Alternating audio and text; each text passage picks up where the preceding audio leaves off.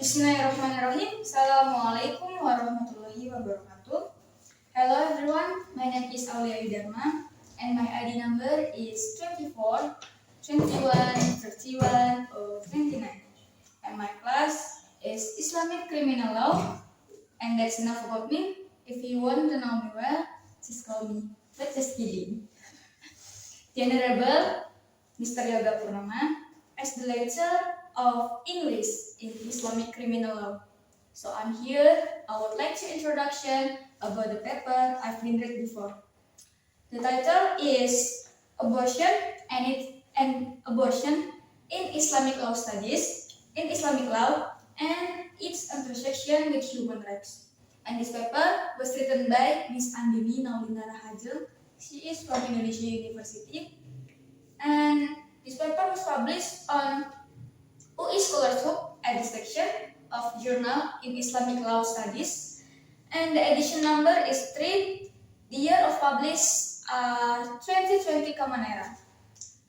And for the pages, there are 14 pages included by the cover. This one the cover. So this is the first page. So the reason why I took this paper, because there are two reasons. For the first one is my lucky to get a short pages, and then I only read for 12 pages. So for the second reason is the language. For me, the language is easy to understand, but there are several strange words, so I have to write it on my book and search for the meaning. And then for the last reason is the title. The title is, for me, the title is interested to read. So that's enough about the introduction. I will continue to explain the paper I've been read before. This paper was explained about the correlation between abortion and human rights. And then this paper too, and it has described on the abstract that abortion is a crucial issue and raises many endless debate. But lately, some countries give permission to abortion activities on the grounds of concern for women as the fulfillment of human rights. And then this paper were explained by 4 schools. There are Imam Hanafi, Imam Syafi'i, Imam Maliki, and also Imam Hambali.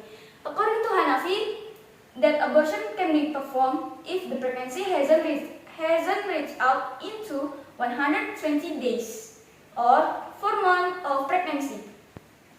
But some Hanafi scholars, abortion is permissible if the pregnancy hasn't reached out into 80 days, and this can be done if the mother has an illness which can threaten the mom and the babies.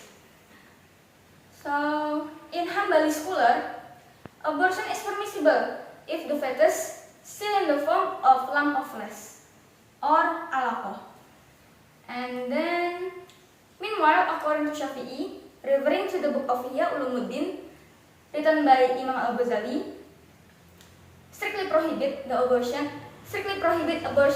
even though Imam Al-Ghazali mention another opinion in another his book, that he's mentioned if the abortion is permissible if the pregnancy hasn't into human perfect form, the babies hasn't into perfect human form. And Maliki agree with Syafi'i that abortion is strictly prohibited from the beginning of ovum cells and sperm cells meet. And then from this journal I can understand why abortion is restricted in many countries. There are 3 reasons. For the first one, abortion is high risk activity which has taken many lives of women. So the second one is abortion is an immoral activity. Because the mother has to kill the innocent life.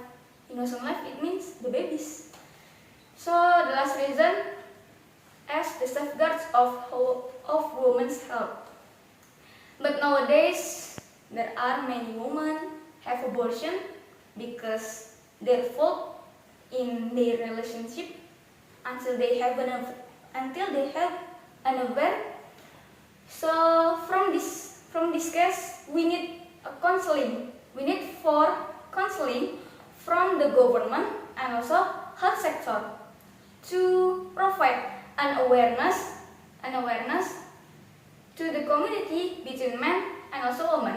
So that's enough the explanation. Thanks for your kind attention. Sorry for all my mistake. Wassalamualaikum warahmatullahi wabarakatuh.